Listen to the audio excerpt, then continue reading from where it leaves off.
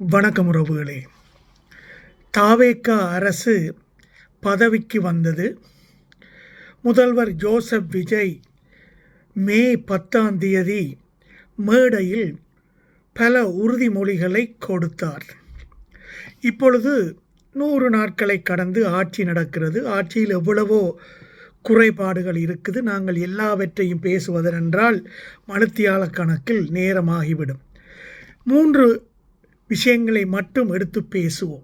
ஏனென்றால் அந்த 3 விடயங்களை ஹைலைட் பண்ணித்தான் மேடையில் முதல்வராக பதவியேற்ற பொழுது ஜோசப் விஜய் அவர்கள் தான் நிச்சயமாக இந்த 3 விடயங்களை செய்வேன், நம்புங்கள், அது என்னுடைய ஸ்டார்டிங் பாயிண்ட், இதை பார்த்தே நீங்கள் புரிந்து கொள்வீர்கள், நான் ஒன்று சொன்னால் அதை எவ்வளவு பர்ஃபெக்டாக செய்து முடிப்பேன் என்ற அளவுக்கு மேடையில் ஃபிலிமை காட்டினார்.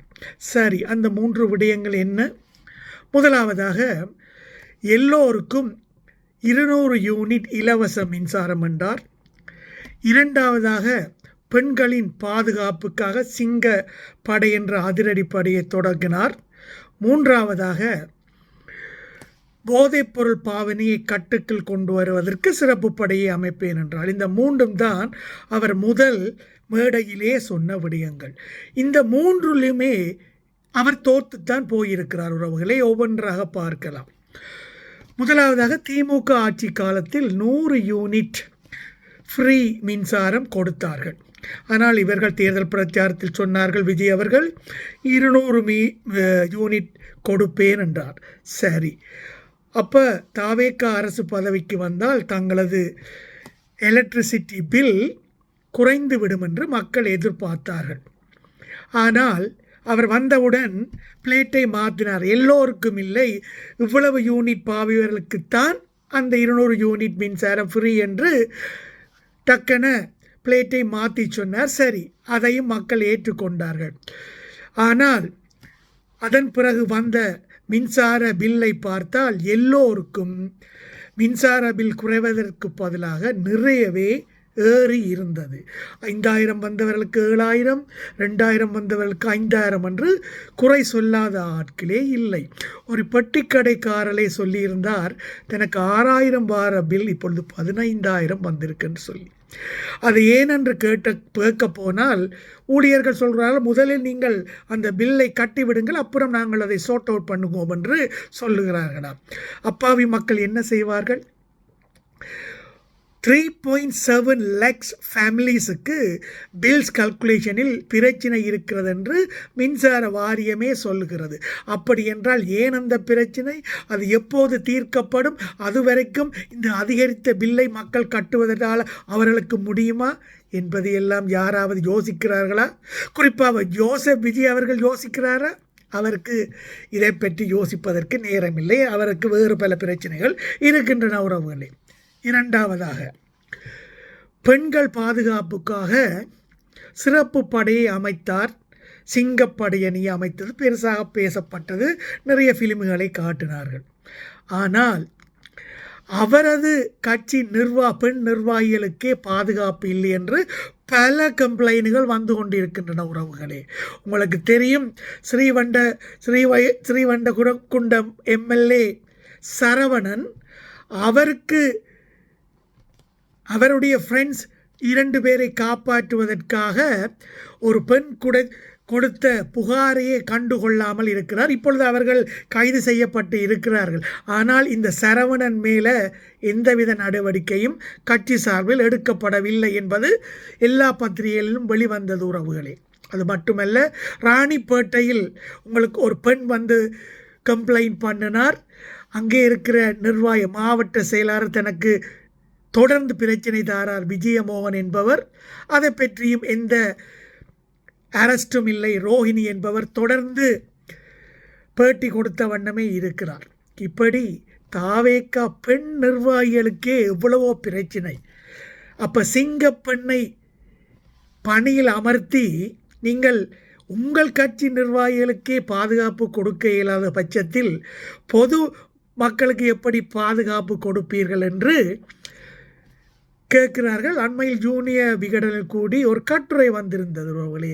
பறிக்கப்பட்ட தாவேகா பெண்ணின் மொபைல், அதில் இருந்த டீட்டெயில் எல்லாம் அழித்து விட்டார்கள் என்று அவர்கள் கட்டுரை எழுதியிருக்கிறார்கள். சம்பந்தப்பட்டவர்களை காவலர்கள் கைது செய்ய முடியாமல் இருக்கிறது. காரணம் என்ன? காரணம் என்னவென்றால், மீன்வளத்துறை அமைச்சர் ஸ்ரீநாத், இவருக்கு எந்த தகுதியுமே இல்லை. அமைச்சராக அல்ல, ஒரு வார்டு மெம்பராக வாரதற்கே அவருக்கு தகுதி இல்லாதவர். ஆனால் அவரை மினிஸ்டர் ஆக்கி இருக்கிறார்கள். காரணம், ஜோசப் விஜயின் நண்பர் அவர். சரி, ஜோசப் விஜயின் நண்பரானபடியால் அவருக்கு அமைச்சர் பதவி. இந்த பாலியல் துன்பங்கள் கொடுக்கும் அவர்கள் எல்லாம் மீன்வள வளத்துறை அமைச்சர் ஸ்ரீநாத்தின் நண்பர்கள் என்றபடியால் காவல்துறையின் கைகள் கட்டப்பட்டு இருக்கிறனவென்று பொதுமக்கள் பேசிக்கொள்கிறார்கள். இந்த லட்சணத்தில் தான் இருக்கிறது ஜோசப் விஜயின் பெண்களுக்கான பாதுகாப்பு நடவடிக்கை. உறவுகளே, மூன்றாவதாக முக்கியமானதுமான போதைப்பொருள். போதைப்பொருள் பிரச்சனை திமுக காலத்திலேயே நிறையவே இருந்தது. அது கூட அவர்கள் ஆட்சி இழந்ததுக்கு ஒரு காரணமாக இருந்திருக்கலாம் உறவுகளே.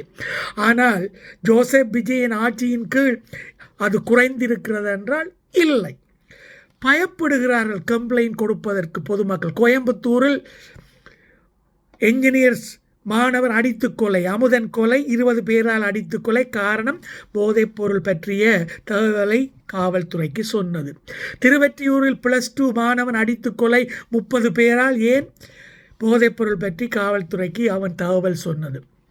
இப்படி போதைப்பொருள் பற்றி தகவல்கள் சொன்னாலே அடித்து கொலை செய்யப்படுகிறார். அதனால் யாருமே இனி எந்த தகவலையும் தெரிந்தாலும் சொல்வதற்கு தயாராக இல்லை. அந்த அளவுக்குத்தான் ஜோசப் விஜயன் ஆட்சி இப்பொழுது பொதுமக்களுக்கு ஒரு சங்கடத்தை ஏற்படுத்தி இருக்கிறது உறவுகளே. இந்த 100 நாட்களில் 536 படு குற்றச் செயல்கள் பதிவாகி இருக்குது என்று சொல்கிறார்கள். ஒரு போலீஸ் அதிகாரி சொல்கிறார், ஒரு பையனை வெட்டி கொலை செய்து விட்டு ஜனநாயகன் பட ஸ்டைலில் கத்தியை வாயில் வைத்து கொண்டு அதை ரீல்ஸ் எடுத்து போடுகிறார்களாம். அந்த அளவுக்குத்தான் ஜோசப் விஜய் படங்களில் நடித்து சமூகத்தை அவ்வளவு லட்சணமாக திருத்தி வைத்திருக்கிறார். புரிந்து கொள்ளுங்கள் உறவுகளே.